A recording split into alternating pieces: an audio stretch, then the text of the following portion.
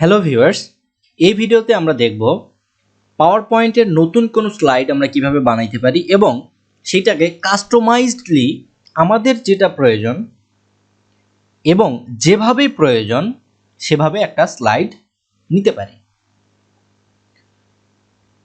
তো সেটার জন্য যেটা করতে হবে, আমরা নর্মালি যে স্লাইডে আছি সেই স্লাইড থেকে জাস্ট এন্টার চাপলেই আমাদের নতুন একটা স্লাইড চলে আসবে। আমরা এন্টার চাপতে থাকলে স্লাইডটা চলে আসবে, যেমন এমন ক্লিক। এটা হচ্ছে আমাদের টাইটেল অথবা ব্যানার অথবা ফ্রন্ট পেজ, যেটাই বলেন, এটা হচ্ছে প্রতিটা পাওয়ার পয়েন্টের সেই প্রথম স্লাইড। তারপরে স্লাইডগুলো কেমন থাকে, এগুলাতে থাকে কন্টেন্ট। যেমন আমি এখানে এই ফিল্ডটাতে ফাইল ভিডিও, যেমন এইখানে আছে, এটা টেবিল ইনসার্ট করতে পারি, একটা চার্ট ইনসার্ট করতে পারি, একটা স্মার্ট আর্ট ইনসার্ট করতে পারি। এইভাবে বিভিন্ন ধরনের picture, video, online picture, icon, বিভিন্ন ধরনের কন্টেন্ট অ্যাড করতে পারি। তো আমার যদি এমন স্লাইড না প্রয়োজন হয়, তখন আমি কিভাবে কি করব? সেটার জন্য যেটা করতে হবে, আমি সবগুলাকে ডিলিট করে দিচ্ছি। ওকে, দেন নিউ স্লাইড, এই যে দেখেন একটা নিউ স্লাইড নামে অপশন আছে। পেস্ট, কাট, কপি এগুলা নিয়ে আমি কথা বলবো না, কারণ এগুলা সবাই জানি আমরা।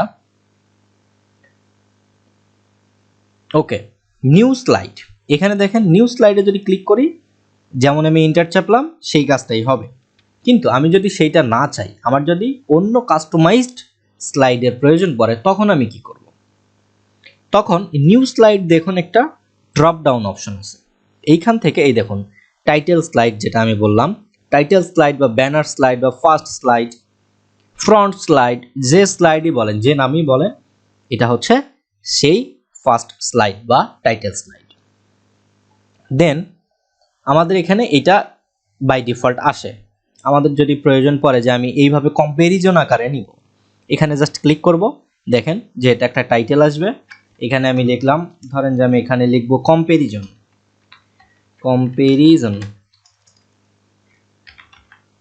ওকে, দেন এটা হচ্ছে একটা টাইটেল, এটা হচ্ছে একটা টাইটেল, এটার কন্টেন্ট এটা, এটার কন্টেন্ট এটা। অর্থাৎ দুইটার মধ্যে আমি যদি চাই যে দুইটার মধ্যে আমি ডিফারেন্সিয়েট করব, দুইটা বস্তুর মধ্যে আমি তুলনা করব, এবং সেটা টাইটেল এবং কন্টেন্ট এইভাবে ভাগ ভাগ করে দেখাবো, সেক্ষেত্রে আমি এই রকম স্লাইড নিতে পারি। আমার কম্প্যারিজন বানানটা ভুল হয়েছে, এটা হচ্ছে কম্প্যারিজন। ওকে, তাহলে আমি কম্প্যারিজন বানানটা যে ভুল হয়েছে এটা কিভাবে জানলাম? ধরেন আমি একটা এস কেটে দিলাম, দেখেন নিচে একটা লাল টান আসছে, অর্থাৎ এই নামে বা এই স্পেলিংয়ে কোনো ওয়ার্ড কম্পিউটারের ডিকশনারিতে নাই। ওকে, তাহলে আমরা কি করব? এটাকে ফুল সিলেক্ট করে মাউসের রাইট ক্লিকে ক্লিক করব, দেন যেটা আমার প্রয়োজন সেটাতে আমি ক্লিক করব। দেখেন কম্প্যারিজন বানান ঠিক হয়ে গেছে। আচ্ছা, যেটা হচ্ছে এই ভিডিওর প্রতিপাদ্য বিষয়, সেটা হচ্ছে নিউ স্লাইড কিভাবে বানাবো। এটা আমি স্লাইড এইভাবে বানিয়ে নিতে পারবো, যেমন পিকচার উইথ ক্যাপশনস। এখানে আমার কন্টেন্ট বা পিকচারের অপশনগুলো থাকবে, বা পিকচারের টাইটেল থাকবে, পিকচার সম্পর্কিত কিছু লেখা থাকবে, দেন আমার এখানে পিকচারটা থাকতে পারে।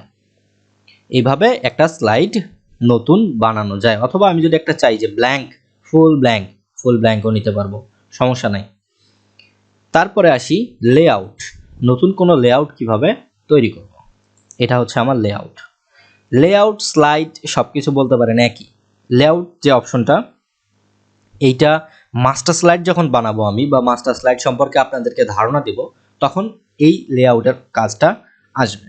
দেখুন আমি যখন বললাম কম্প্যারিজন, এই জিনিসটা হচ্ছে কম্প্যারিজন। ওকে, দেন রিসেট যদি আমি ক্লিক করি, রিসেট দিলে কি হবে?